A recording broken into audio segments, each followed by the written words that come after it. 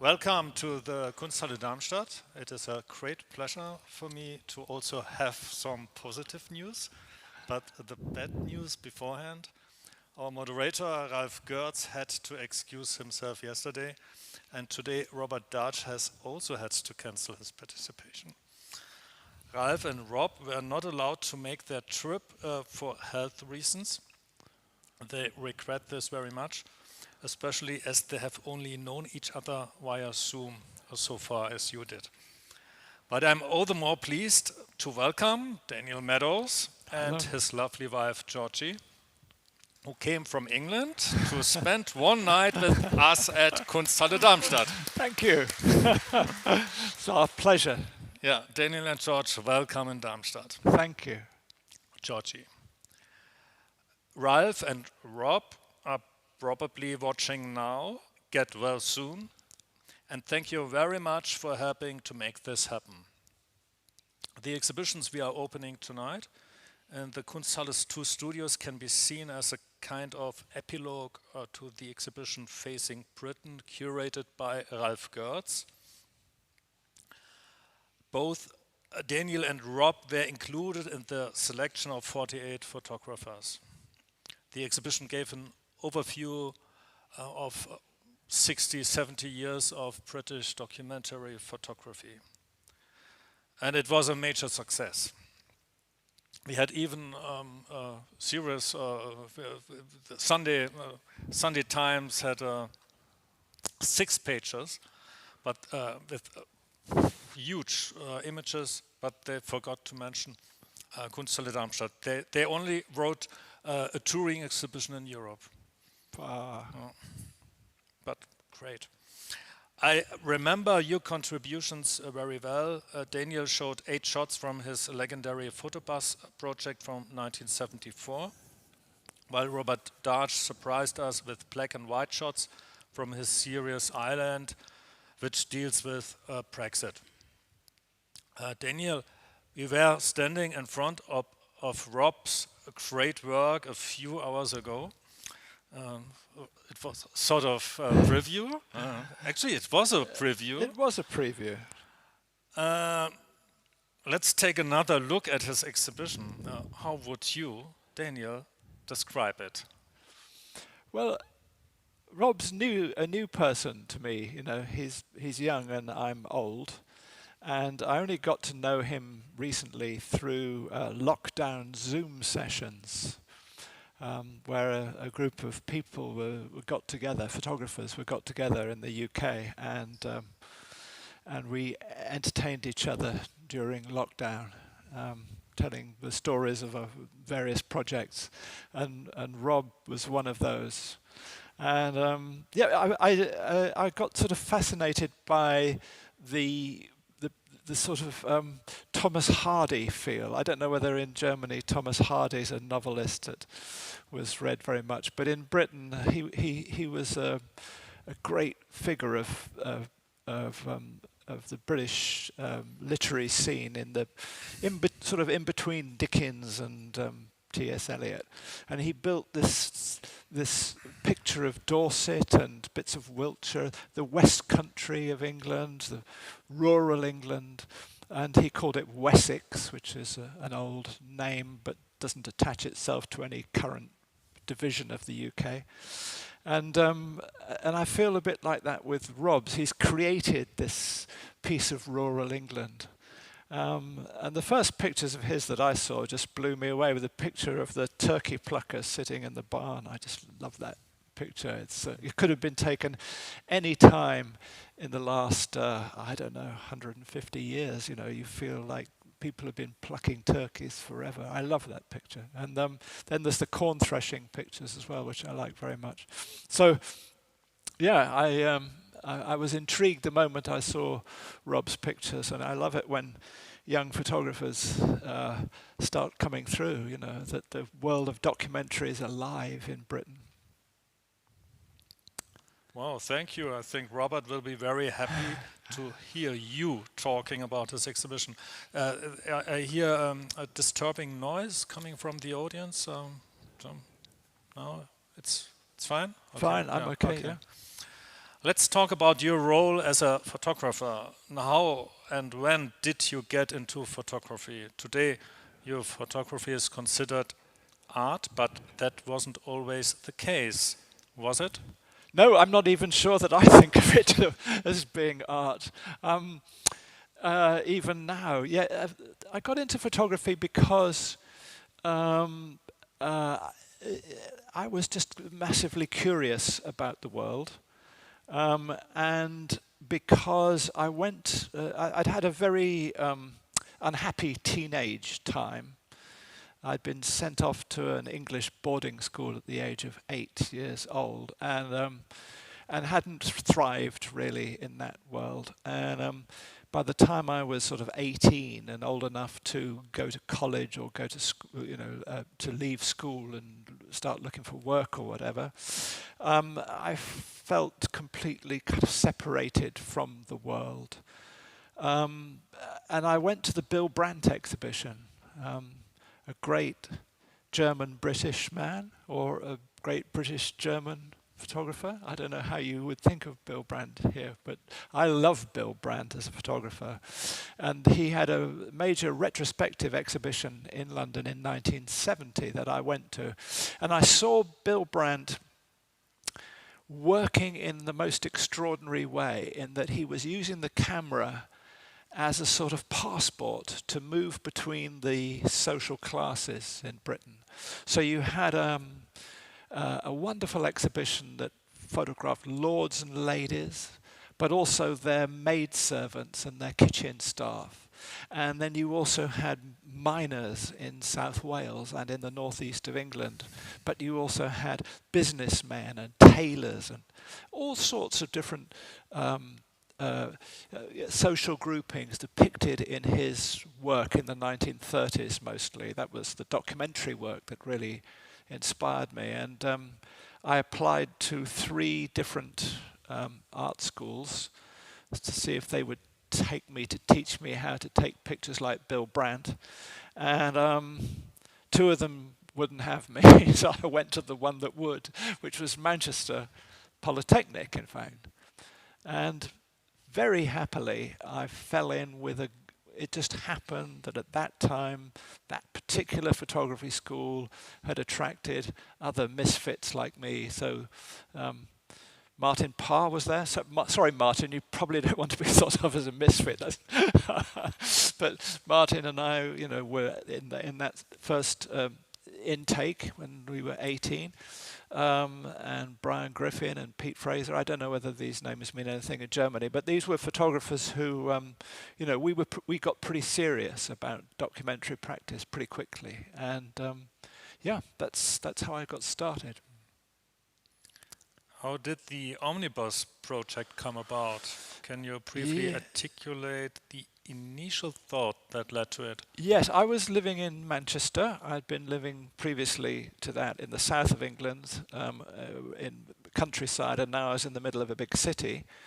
And the middle of Manchester was old Victorian housing, was all being demolished. And it was cheap for students to be able to live in this part of the city called Moss Side that was being demolished. But it was a very vibrant community there. Irish, West Indian, Polish, lots of immigrants living there. Very lively place. And a lot of students, of course. And as a young student, I didn't know how I was going to sort of react to how could I react photographically to this thing that was very visual that was happening around me. But I was interested in the people, and I mean, how do you get close to a whole lot of strangers in a strange city when you're still learning your craft? And I saw in a magazine Irving Penn's Worlds in a Small Room, and I thought, I could do a small room. And I used to rent on a Saturday morning, I used to rent an old barber's shop, haircutting shop, that was about to be demolished, and you could rent it very cheaply. And at that time, students in England had their fees paid. We got grants from the government to go to college, so I could afford it. and I rented this little shop and ran a free studio there. And the idea was that people came to me, rather than me saying, you're all West Indians or Indians or you're Pakistanis or you're Polish and I'm going to photograph you because of these things. I'm just sat there in the shop and people came to me. So I wasn't looking at people as being types of different kinds of people. I was just looking at them as being people. And they'd come in the shop and they'd chat and ask me stuff and talk and we'd take some pictures. And it really worked. I really loved it as a way of working. I thought it was a great way of being able to document. And so I spent most of my final year at college doing what we'd now call a fundraiser, I suppose, or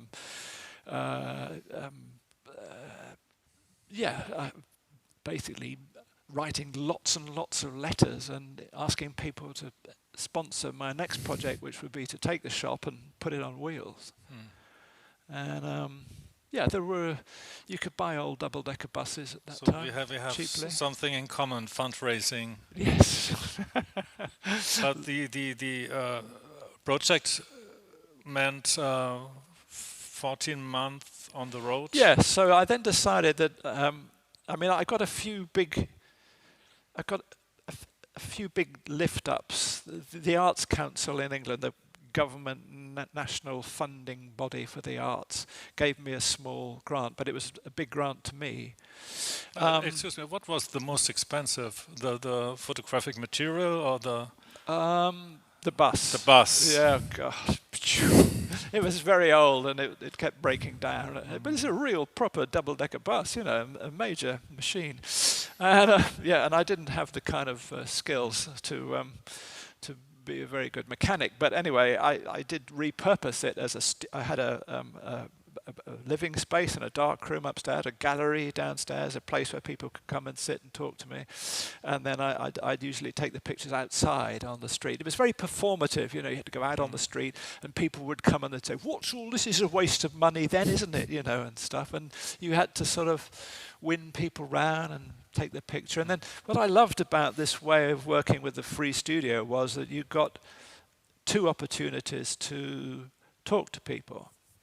So, the first time when they came to have their picture taken, and then the next day or whenever it was, a couple of days later when they came to collect the picture that you'd printed. And so, the project had two very distinct sides. One was the portraits, Lynn and Stella in Southampton in the early summer of 1974. I still see them, actually. I went and spent a day on the beach with Stella, with the two of them, in fact, and Georgie and my son last summer. Yeah, so I've stayed in touch with some of these people. Making the portraits was part of it, and the other part was that the people would then tell me things they were doing. They would say, "Oh, we've got a strike meeting, or we've got a hula hoop competition, or a fishing party or something. Why don't you come?" And then I'd go and photograph those things as well. So the project had these two sides, a kind of reportage side, and then it had the portraits side. And the portraits are the things which seem to have captured the imagination of curators in recent years. And here I am following Lynn and Stella even unto Darmstadt.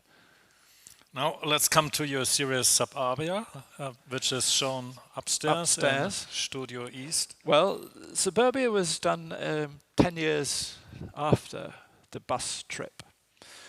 And Suburbia was a response to a rapidly changing political, social and economic change in Britain that happened following Mrs. Thatcher's election to power in 1979. And the 80s were her decade. It was the decade of Reaganomics, the decade of greed is good. And many people who were working in the service industries, particularly people who were based in or near London, were massively encouraged and did very well. some would argue that that was at the expense of those people who were living in the dirty old industrial manufacturing areas of Britain. And I was living in one of those in South Wales, teaching on David Hearn's documentary photography course at that time. And a lot of my students and colleagues were photographing the miners who were on strike at that time, 1984, 85. There was a massive miners' strike. Mrs. Thatcher rather increased the antagonism there between the employers and the miners, in that she referred to the miners as the enemy within. And it did feel like a war where we were living in South Wales. The railway workers had come out on strike in sympathy with the miners, and the roads were clogged up with endless convoys of lorries bringing iron ore and coal from the ports in South Wales to the place where the steel was made, in Newport, where I was living.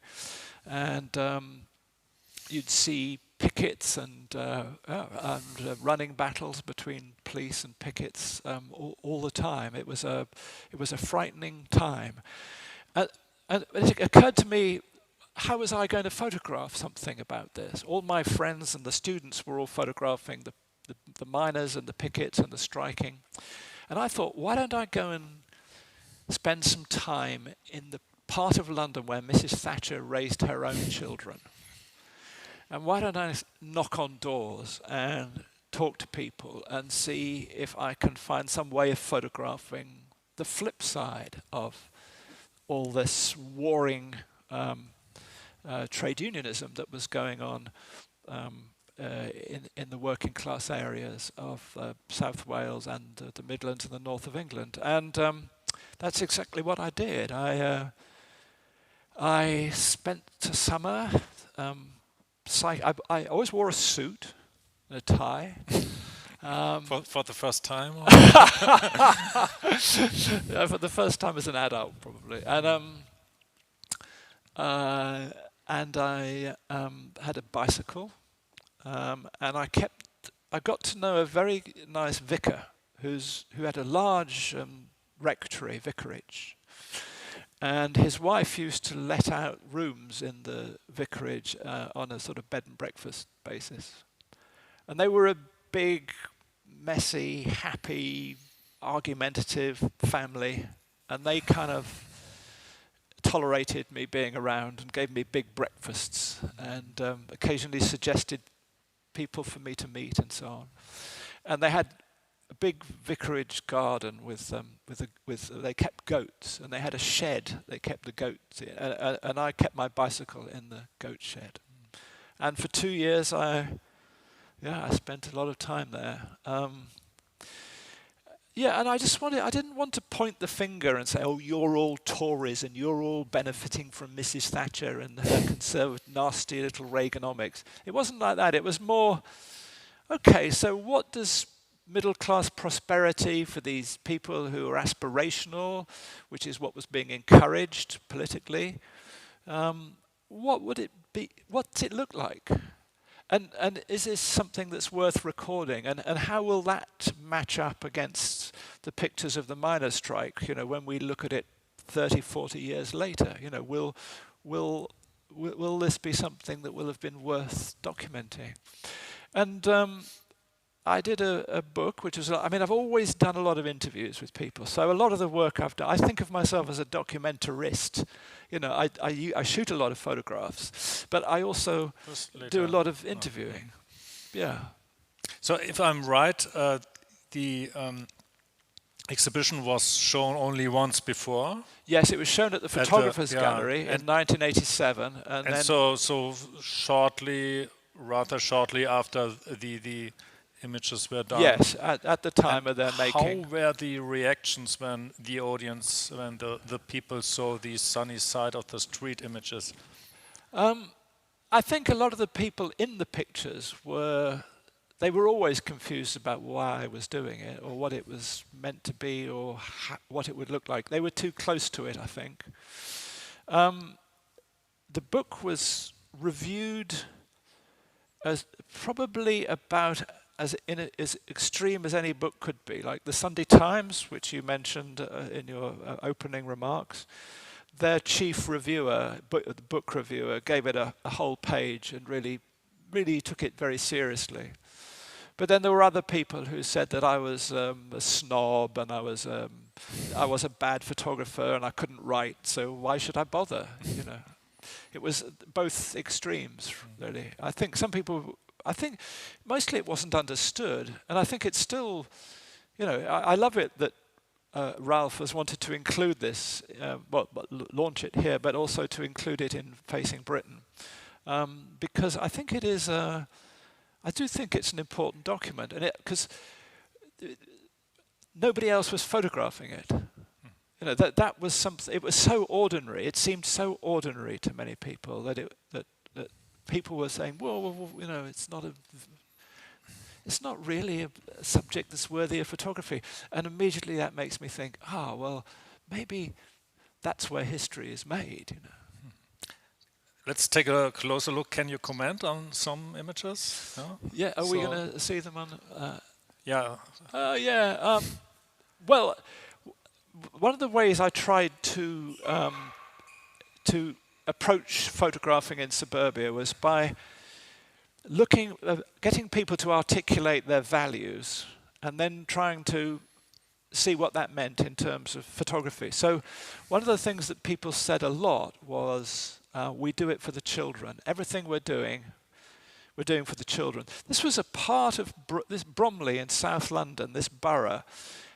At that time, the value of property in there was doubling exponentially. If any one of those people had decided that they wanted to get out of the rat race, sell their semi-detached house, they could come and have lived in the part of the country I was living in and never had to do a day's work again. They were very well to do. But they were saying, no, we're staying here because this is where the best schools are, the best job opportunities are, the best opportunities for the children, and so on.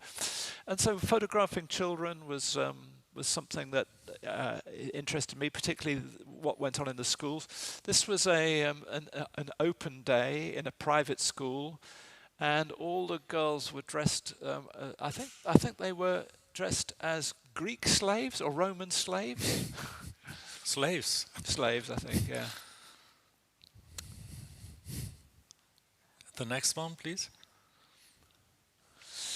This is Barry and Jean, and they were great. I did spend some nights actually in their house. I liked Barry and Jean a lot, and Barry would phone me up and he'd say, well, I've got the floor up in the garage this weekend, Daniel, and you know, come up and you can photograph me putting the new breeze blocks in or whatever. He was a great do-it-yourself man. So the guy on the right is the husband. That's the husband, and this is the wife, yes. And yeah, so she was cooking his supper in the kitchen while he was turning the garage for the car next door, turning that into the extension for the kitchen. And he was a great DIY. Do you know in Germany, do-it-yourself man? And so they really did have those kind of aspirations of bettering themselves. They'd been born in that part of the world. They come up through the working class, and they were, he had a job in the city, I think, at that time, and then they were putting their children into schools where they were, hopefully would get into the professions and so on. There's quite a funny story is that when the Photographers Gallery in London exhibited this picture, there was a young woman there called Zelda Cheetle who went on to run the Zelda Cheetle, her own gallery in London, and her own bookshop. But she was selling photographs to city organisations who were putting, like in this case, she sold a few of the Suburbia pictures for the boardroom of a big London insurance company, or no, perhaps a legal lawyer's office or something. And anyway, I think the idea was that it would remind the directors of the company who the customers were that they were dealing with, and keep their feet on the ground. So anyway, they put these pictures up in the boardroom, And 25, 30 years later, I got an email from Barry saying, "What's a picture of my kitchen doing in Freshfield's office? My daughter, who's now a lawyer, was in there the other day and she saw her grandmother on the wall in this lawyer's office in the city of London." So yeah, so it worked. The daughter became a lawyer. Which is what these people wanted. And I've always tried to have a good relationship with the people I'm working with, and I'm certainly not in the finger pointing or trying to typecast people. But at the same time, I am interested in trying to document the times through which we're living, both as a celebration and as a record. So now I'm very curious to listening to you, what you will say to the next image. No. Yeah, this I had another image in mind. Okay, but nevertheless, I mean, this was a wedding. It's just. I love the sort of traditions in England that we're sort of starting to break down around that time in the 70s and 80s. Like my own wedding, some people came dressed in morning dress, with a top hat and a morning coat and all of the kind of uniform of being well-to-do and observing the traditions of how you might dress formally for a party. But equally, there are people that some of the younger men there are just in, what my mother would have turned her nose up at it. Strike a lounge suit, and in this sort of, you can see the kind of semi-detached houses that these people were living in, and this is a overspill of there's a church just here, and these people have come out of the church after a wedding, and one of the families that I was photographing, the daughter got married while I was photographing, and so I went and did some pictures around the wedding. Next one. Yeah, this is one of my favorites. But I can't explain the image. Please help me. Yeah, well, one of the things that I always think is worth trying to measure when you're trying to measure the health of a community is how the community bonds. What are the ways in which a community comes together? And this is what was called a silk flower evening. I don't know. There used to be Tupperware parties. Did you have Tupperware parties in Germany? That was something that came from America, I think. Plastic stuff for the kitchen. That kitchenware. Tupperware. Yeah. But this had kind of moved on. This is Tupperware on amphetamines. These are silk flower evenings. So it became quite a fad for people to make flower designs out of silk, and they'd be permanent things, and you could collect them. You could make them, you could learn how to do them. There were people who taught you, and you could buy ready-mades and so on. And this was dealt with in this kind of community way. So somebody would say, "Oh, I'm going to have a silk flower evening." So you'd spend the first hour with somebody showing off all the silk flowers, and then you'd push the flowers out of the way and bring out the bottle of a few bottles of white wine and some cheese and pineapple, and have a bit of a party. Facing Britain had sort of epilogue, or has sort of dialogue epilogue with our exhibition upstairs. This series Suburbia has also sort of epilogue. With this brochure, can you comment on this? Yes, I don't know whether people can see it. In Britain, we also have an image for Oh yes, well done, lovely. That's great. Yeah, there's yes. So in Britain, there's a wonderful publisher, zine publisher called CRB, Cafe Royal Books, and he produces a book every week, and he has done now for 12 years. I think he's on his 500th book or something. He's about to be celebrated next week with an exhibition at the Martin Parr Foundation in Bristol. When I heard this, I was, we have one exhibition each month, but one catalog each week. One each week. And what he's done is this bloke, Craig Atkinson, his name is, has done more for documentary photography in Britain than all of our major institutions put together. In that, yes, he's published the work of well-known photographers, but mostly he's published little projects that were maybe just one photographer did something once, and he did it really well. And Craig spots it and does a little book, or he does 2 books, or he does, he likes to try and do 2 or 3 books with each of the photographers he works with. But I, at one point when Craig was, he'd just got going, but he works in a university in the north of England. He was trying to persuade his lords and masters at the university that what he was doing was actually research, and that they should give him time to do this, to produce one of these every week as a research project. And he asked me to write a paper. And of the first 100 photographers that he made zines for, the first 100 photographers, 80 of them I'd never heard of.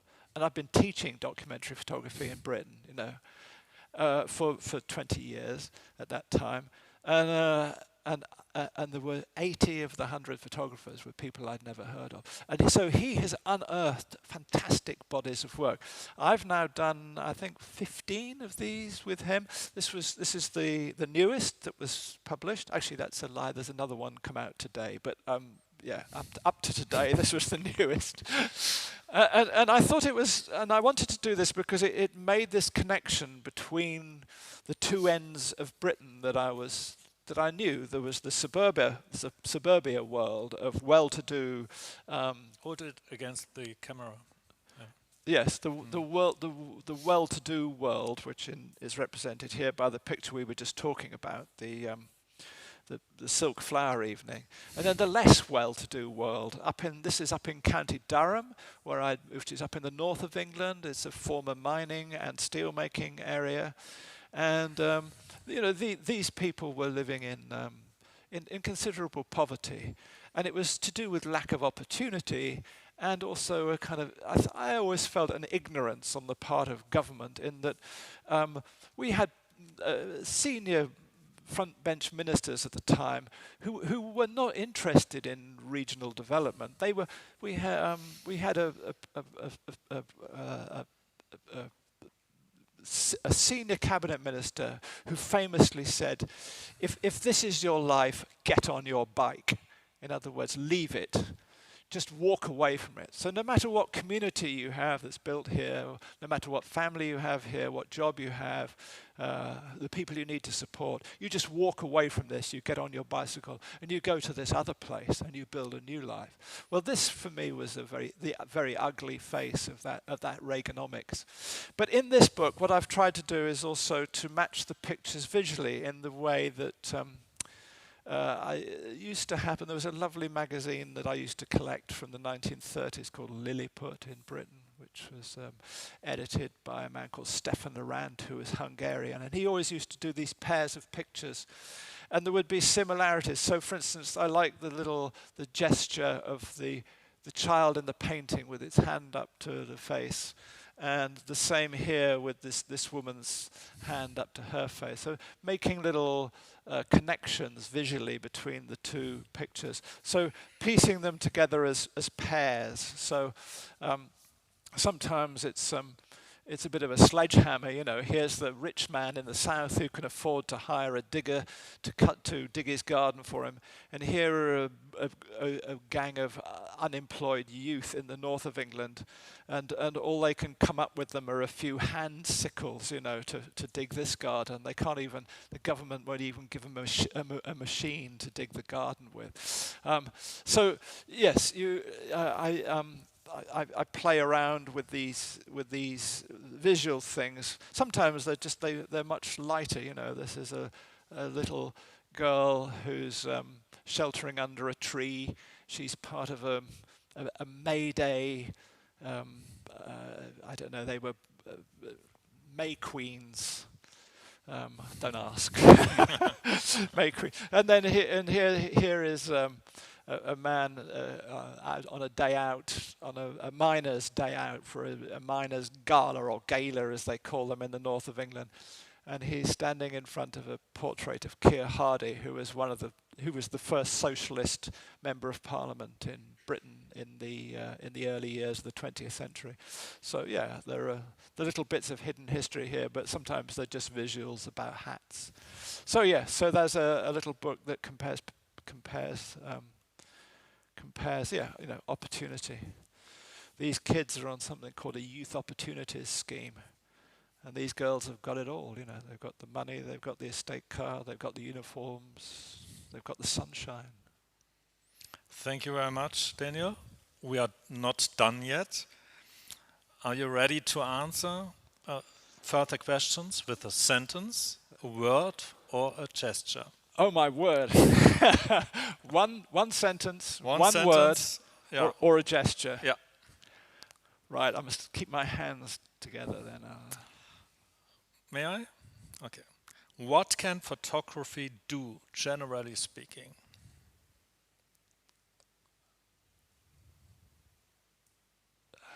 Make change? 2 words.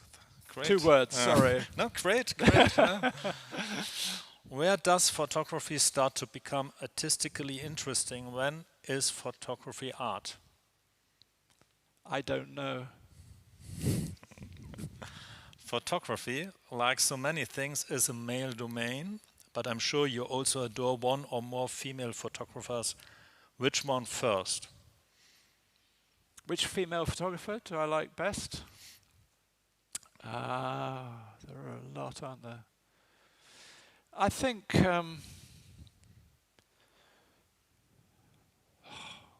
to begin? There's a very lovely young British photographer whose work is in Facing Britain, and I recommend her to you all, called Alice Tomlinson.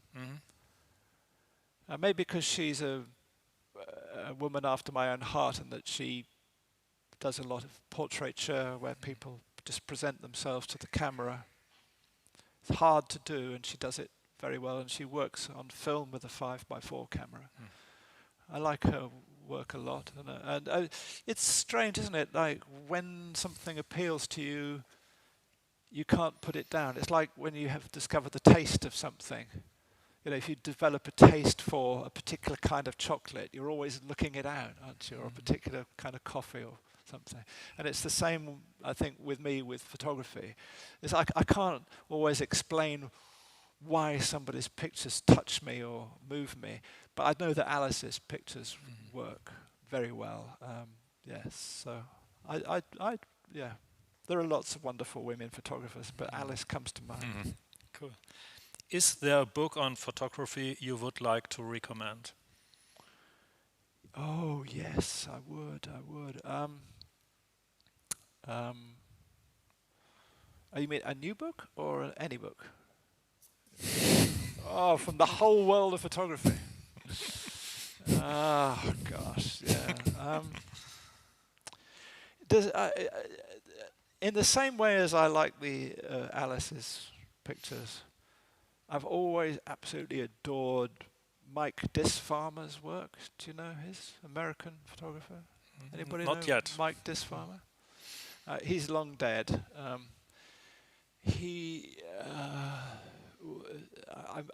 I think there are 2 or 3 different books. I have one that's just called Mike Disfarmer. I think it might have been an exhibition catalogue from the 1980s. He was a photographer who ran a studio in a Midwestern town. He was a self-mythologizer in that he used to tell the story that he was lifted up by a tornado and dropped in the middle of the town with a camera and a studio, and it had just fallen to him that that's what he had to do. He was apparently not very well dressed, very ill-mannered, and he'd kind of sit in the corner of the studio, not really interested in people coming in to have their pictures taken, and then he'd sort of say, "Okay then," and stand over there, and nobody knew what to do. It was in the pictures I like best are from the 1940s. And it was at a time when a lot of young Americans were going away to the war. And so you see these boys, really, or young men coming in with their uniforms, but they're coming in with their sisters and their brothers and their mums and dads. And this is the picture that they're going to take with them in their pocket, the family going. And there'd be the picture that stays behind on the mantelpiece at home. And there's Mike Disfarmer, who looks like he can't be bothered to take the picture, But the people are so, they want to be photographed, so they're really trying. They're, staring down the lens of the camera. And also, they've all forgotten what they look like. And people still have sticking plasters on their cheeks, and nobody's combed their hair or knocked the dust off their trousers. And Mike Disfarmer isn't going to tell them to do that, because basically he's just lazy. But I don't know that he was lazy. You see, I spent a lot of time looking at that book and wondering, what is the mythology of Mike Disfarmer, and has it got in the way of these pictures? But anyway, if you can look him up on the internet, it wasn't even his name, he invented the name. He was a dist farmer. He'd been picked up from his field in a tornado and dropped in a studio. You were born in Great Washbourne. Washbourne, a small village in the southwest of England, as Robert Darch, by the way. 1 hour drive from Bristol, where you now live. Has your birthplace changed for you since then? I don't live in Bristol. I live in Wales, actually. I live just over that. I flew from Bristol. Okay. That's the nearest airport, but I actually live over the border in Wales. Yeah, sorry. What was the question? Your birthplace, when... Yes, how did it affect me? Yeah. How long have we got? No, has it changed when you go back, or how often are you... Gosh, yeah. I mean, I know it's a difficult question. Well, it's a very... I could go on forever. I have to explain the circumstances of my father's employment if you're to understand why I was living in Great Washbourne in Gloucestershire. My father was what's called a resident agent. He ran a large country estate for a lord, as we call them in the UK, a peer of the realm.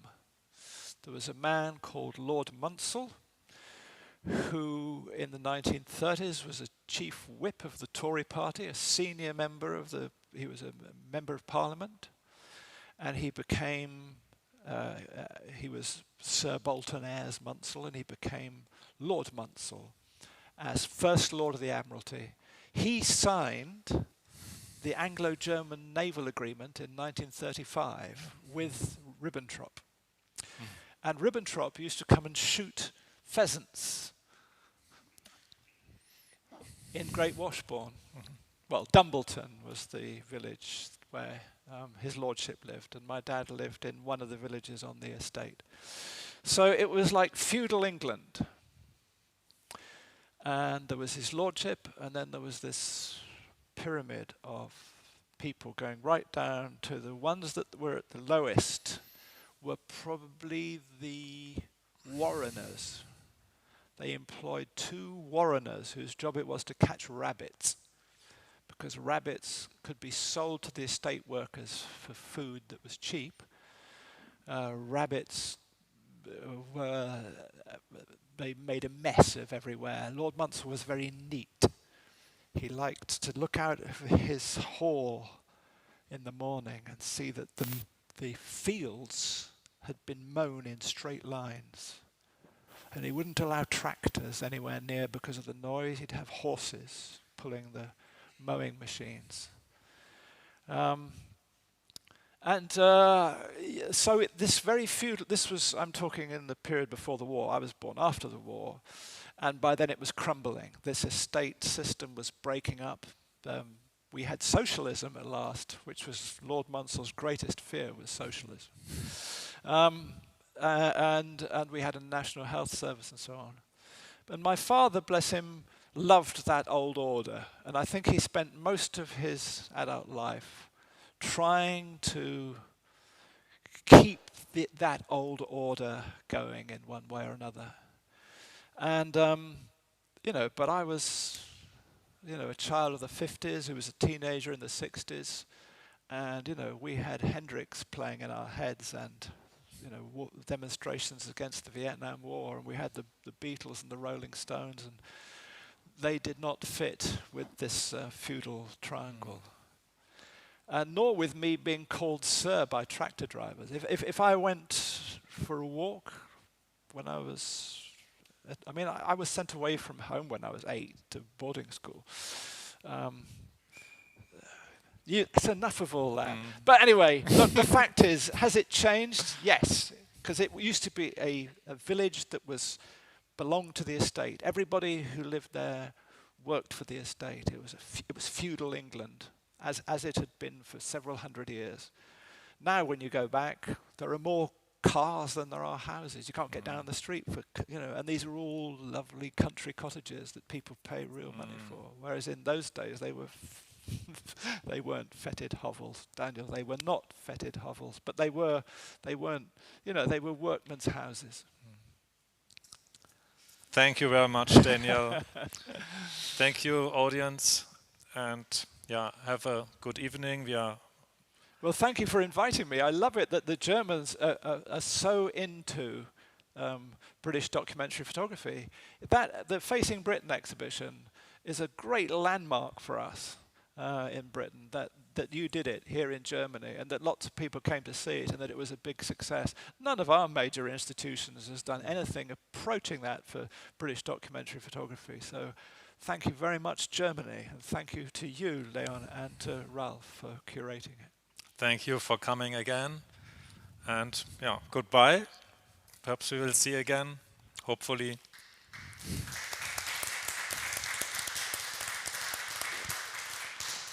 Wir können jetzt natürlich auch noch Fragen stellen und so, aber ich würde sagen,